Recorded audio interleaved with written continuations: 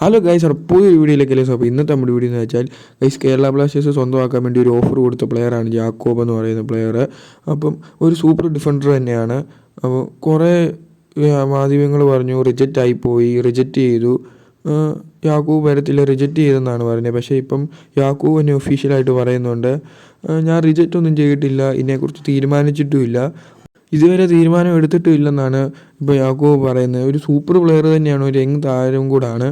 എന്തായാലും വന്നു കഴിഞ്ഞാൽ കേരള ബ്ലാസ്റ്റേഴ്സിന് നല്ല യൂസ് ആവും. ഇപ്പം ട്രിൻസിച്ചും പോയി, ഇപ്പോൾ യാക്കൂബ് തന്നെ ഒഫീഷ്യലായിട്ട് പറയുന്നുണ്ട് ഇതുവരെ തീരുമാനിച്ചില്ല, കൈസ് ഏജൻറ്റും ഒക്കെ ആയിട്ട് സംസാരിക്കാൻ പോകുന്നേ ഉള്ളെന്നാണ് പറയുന്നത്.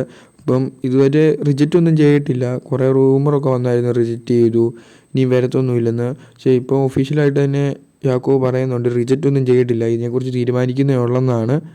അപ്പം ഇതിനെക്കുറിച്ചുള്ള നിങ്ങളുടെ അഭിപ്രായം എന്തായാലും ഒന്ന് താഴെ കമൻറ്റ് ചെയ്യണേ. കൈസ് അടുത്ത അപ്ഡേറ്റ് എന്ന് വെച്ചാൽ പ്രീ സീസണെ കുറിച്ചാണ്. പ്രീ സീസൺ ജൂലൈ 7 തുടങ്ങാൻ വേണ്ടി ഇരുന്നതാണ്, പക്ഷേ അത് വൈകുമെന്നാണ് ഇപ്പം വരുന്നൊരു അപ്ഡേറ്റ്. ഈ ആഴ്ച തന്നെ അതിൻ്റെ കറക്റ്റ് കാര്യം തീരുമാനിച്ചിട്ടേ പ്രീ സീസൺ തുടങ്ങത്തുള്ളൂ. അപ്പോൾ ഇതിനെക്കുറിച്ചുള്ള നിങ്ങളുടെ അഭിപ്രായം എന്തായാലും ഒന്ന് താഴെ കമൻറ്റ് ചെയ്യണേ. ഇപ്പം ബൈ ഗൈസ്.